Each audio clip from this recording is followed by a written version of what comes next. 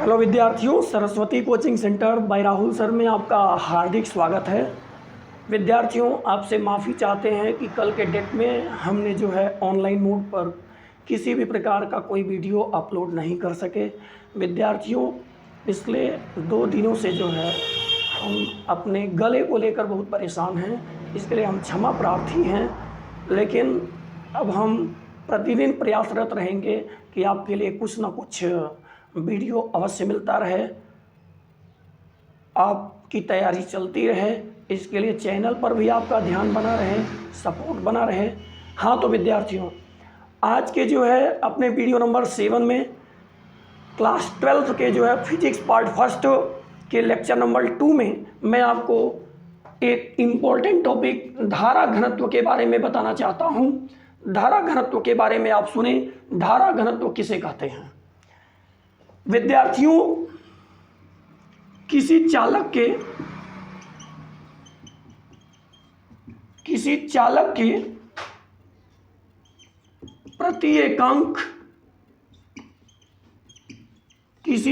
के प्रति एकांक अनुप्रस्थ परिच्छेद क्षेत्रफल से गुजरने वाली धारा घनत्व कहलाती है। धारा घनत्व कहलाती है। इसे कैपिटल जे से प्रदर्शित करते हैं।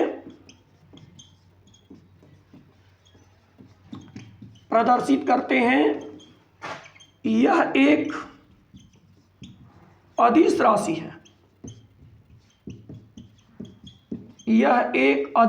है। हाँ तो विद्यार्थियों, आपने धारा घनत्व की परिभाषा में देखा कि किसी चालक के प्रति एकांक अनुप्रस्थ परिच्छेद क्षेत्रफल से गुजरने वाली धारा घनत्व कहलाती है। इसे जे से प्रदर्शित करते हैं। यह एक अदिश राशि है। अगर हम इसके समीकरण की बात करें तो समीकरण क्या है, सूत्र क्या है विद्यार्थियों? इसका सूत्र होता है जे बराबर आई बटा ए। धारा घनत्व बराबर धारा बटा क्षेत्रफल। विद्यार्थियों, एक बात तो विदित है, अगर हम धारा घनत्व के निर्भरता की बात करें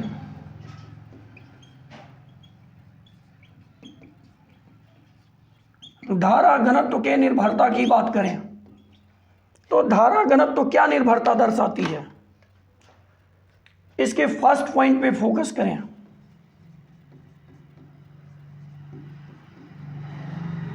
धारा घनत्व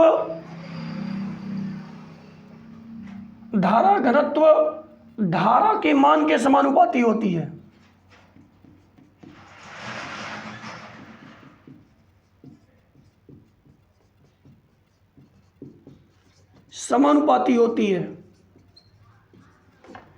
क्या मतलब निकला विद्यार्थियों इसका मतलब निकला,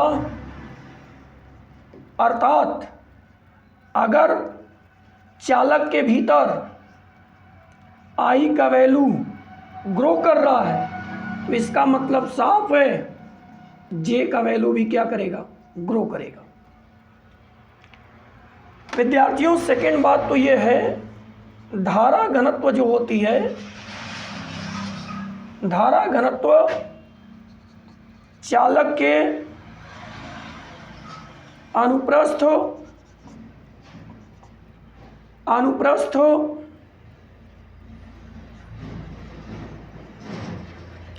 परिच्छेद क्षेत्रफल के व्युत्क्रमानुपाती होती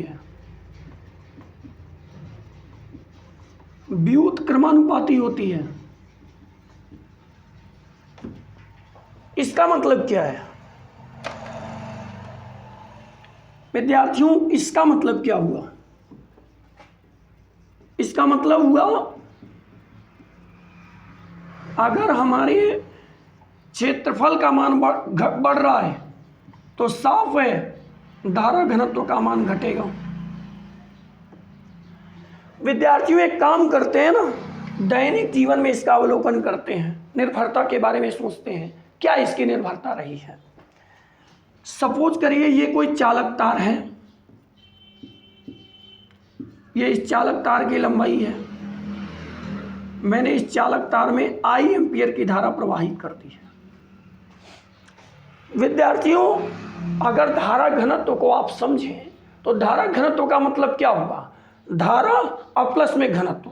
घनत्व का मतलब क्या होता है? डेंसिटी, मतलब कोई चीज़ कितना करीब करीब है, चीज़ों का अत्यधिक पास पास होना, इसका मतलब साफ है कि उसकी डेंसिटी बहुत अधिक है, और चीज़ें बहुत दूर दूर हैं, इसका मतलब उसकी डेंसिटी बहुत कम है। विद्यार्थियों, सपोज करिए अगर आई एम्पियर धारा, अगर हम इसका वैल्यू लगा लें कि आई बराबर हम 5 एम्पियर की धारा दे रहे हैं, और 5 एम्पियर की धारा इस समय इतने क्षेत्रफल से गुजर रही है, तो विद्यार्थियों इस समय का घनत्व, और अगर हम इसके क्षेत्रफल को और बढ़ा दें, अब इसी धारा को गुजारें जिसका क्षेत्रफल कितना है, तो क्या आप बता सकते हैं कि जो रेड वाला वायर दिख रहा है इसमें धारा घनत्व का मान ज़्यादा हैगा, या जो ग्रीन वाला वायर दिख रहा है इसमें धारा घनत्व का मान ज़्यादा हैगा? प्रिय विद्यार्थियों, क्षेत्रफल का मान अगर घटता है तो स्पष्ट है घनत्व का मान बढ़ जाता है, क्षेत्रफल का मान अगर बढ़ता है तो स्पष्ट है घनत्व का मान घट जाता है।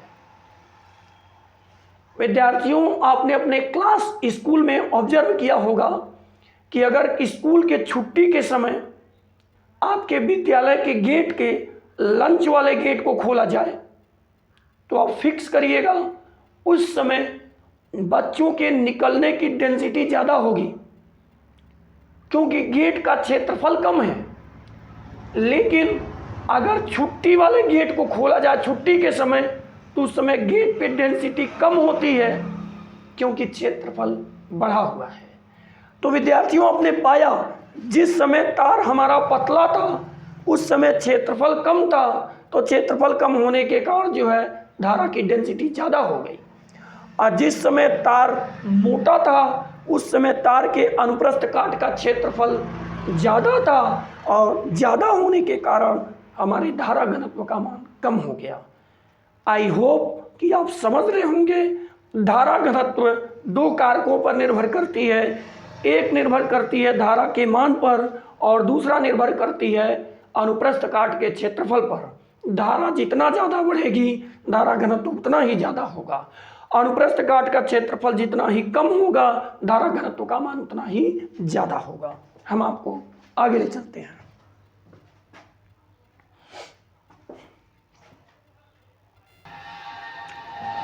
विद्यार्थियों, चूंकि हम जानते हैं धारा घनत्व में J बराबर I बटा A होता है। यदि समीकरण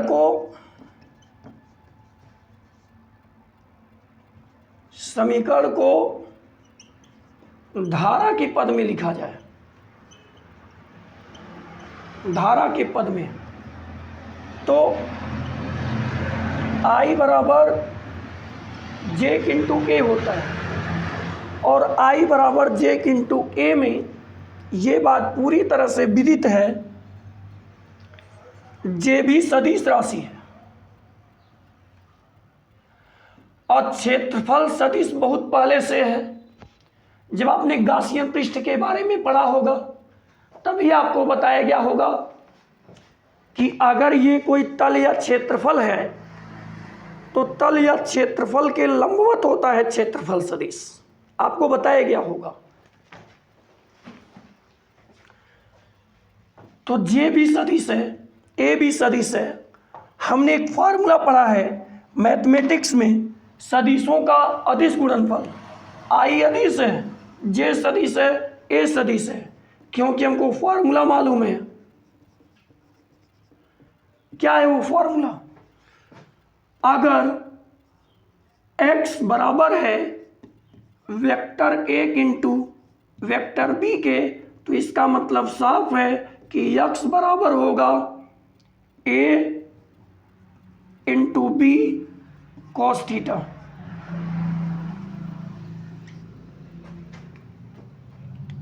इस बात को आपने पढ़ा होगा। अगर इस हिसाब से इसको रूपांतरित करें तो I बराबर हो जाता है j इंटू के इंटू कॉस थीटा। विद्यार्थियों, अगर हम I के मात्रक की बात करें कि I का मात्रक क्या होता है, I का मात्रक, तो विद्यार्थियों एक बात तो फिक्स है, I का मात्रक बराबर, I का मात्रक तो विद्यार्थियों सभी लोग जानते हैं। हम J के मात्रक की बात करें, J का मात्रक, तो J का मात्रक बराबर क्या होगा? I का मात्रक और बटा में A का मात्रक। विद्यार्थियों, अगर J का मात्रक बनाया जाए यहां से, तो I का मात्रक एम्पियर होता है और बटा में A का मात्रक मीटर स्क्वायर होता है। यानी विद्यार्थियों एक बात तो साफ है कि जो यहां से J का मात्रक निकल करके आ रहा है, J का मात्रक वो निकल करके आ रहा है एम्पियर